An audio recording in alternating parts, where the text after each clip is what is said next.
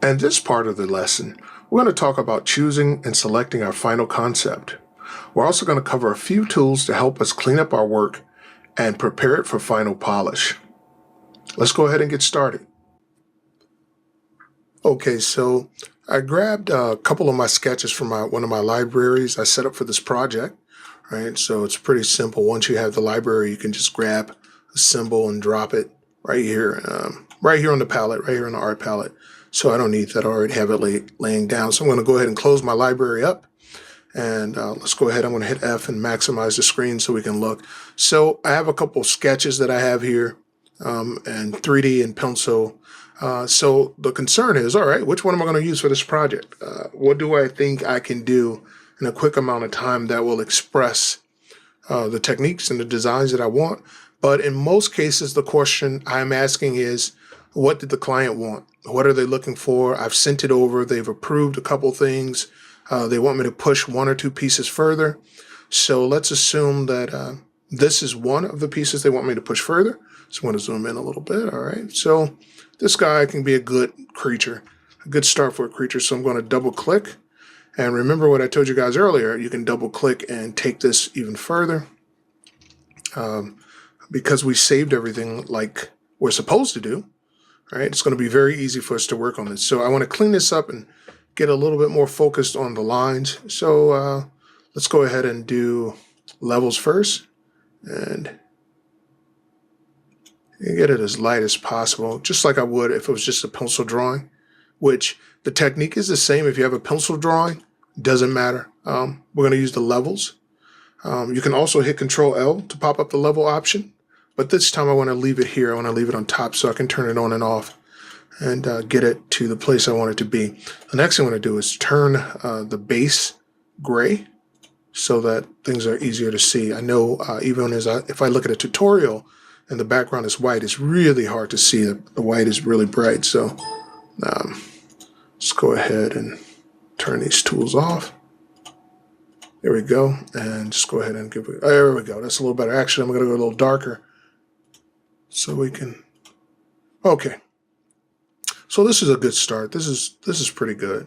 And I can do a couple other filters. Let me go ahead and try something else and just show you guys what I would normally do. I had to grab my curves to make certain areas lighter, or let me undo because I want to get on the right layer before I do that. So let's pop my layers out again, go to my group, and then I want to add a curve here on top. All right, there we go.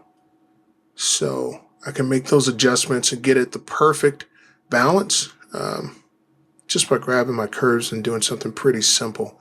So I'm not really covering curves in this tutorial, but it's pretty simple to use. If you pop it open and just give it a whirl and push and pull, you'll understand. You can also check out the website. I'm sure we have other tutorials that covers the basics of Photoshop, so I won't really get into that. But let's say this is what we need. I'm going to hit Control S to save.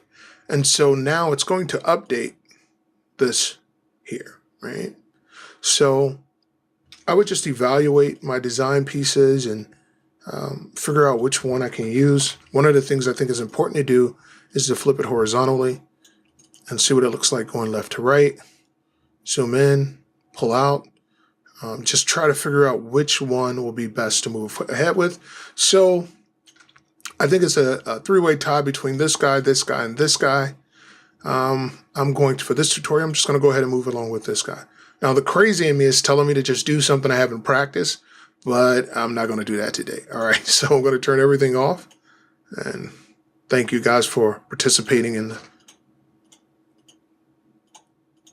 the selection process. All right, I'm going to throw those guys away.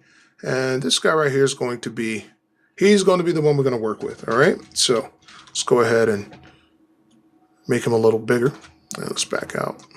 Just rolling my mouse, move it back.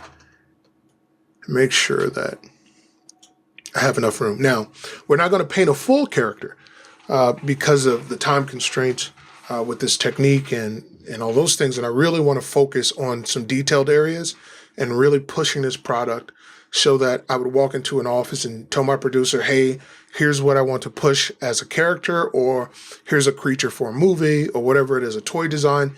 I want to be able to polish this up enough that my director will fully understand what it is I want to do and the direction that I want to move, right? And so that's what we're going to do. We're going to take this piece, we're going to polish it up, and we're going to do exactly that.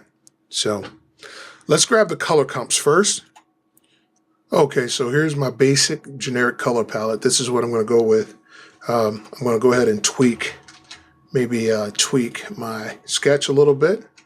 Hit Control T and just scale it out. Make sure I got a good silhouette. The next thing I want to do, this is really a good tool. I like doing this a lot, where I'm just going to select this guy and I'm going to hit Control Shift and inverse, and I'm going to make a new layer, or actually let's go here and I'm going to make a mask. Now this mask, I'm going to keep this mask here for a while. And what this will allow us to do is later on we'll be able to clip everything off that we don't need. So we can be very messy and move fairly fast because of that mask. So we'll keep it there for now, and I'll grab it later. And all right, so let's get rocking and rolling. When we come back, we're going to go straight into the painting. Now that we have it set up, we talked a little bit about our sketches and bringing our sketches in. The other thing I want to show you is this, actually, before we go, creating a folder and just organizing. So we'll make this base. This is where I'll keep my sketch here, and then I'm going to make a copy of it.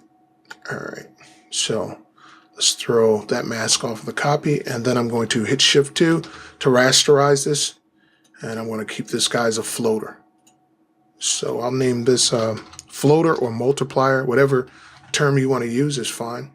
All right, so there will be some organization, but not a lot. I'm going to be like a wild man running through Photoshop. So these guys I do need. So my base is going to stay, and this guy's going to be my floater, and then we're going to get started. All right, so when we come back, it's going to be straight to paint.